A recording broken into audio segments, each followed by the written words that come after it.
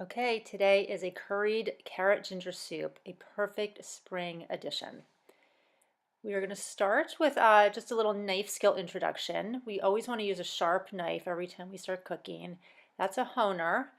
Most people think that's the sharpener, but it's used actually after sharpening. So put that aside for a minute.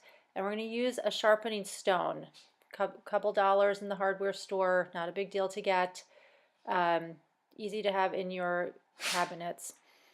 And you're just going to sharpen our knife and then use the honer afterwards to even out the blade.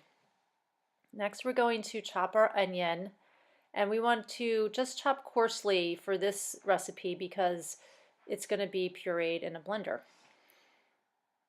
Peel the onion, so not to worry about the sizes as long as it's just in pieces.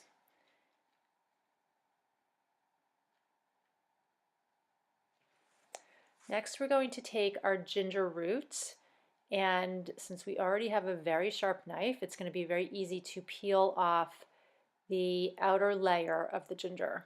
And we're going to use a grater and grate about an inch or a tablespoon of ginger. Peeling our carrots, and then just also chopping these pretty coarsely. Not a big deal to have them in different sizes since they'll be pureed.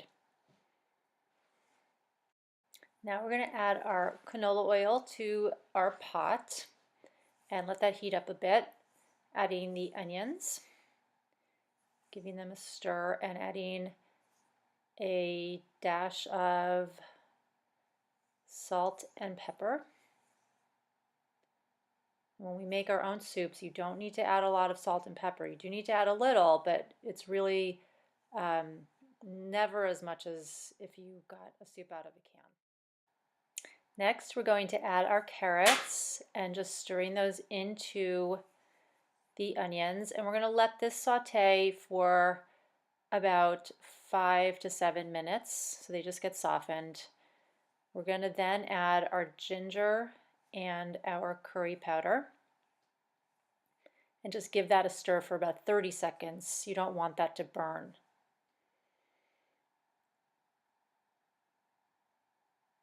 Now we're going to add in our vegetable stock. This is homemade vegetable stock, quick and easy to make.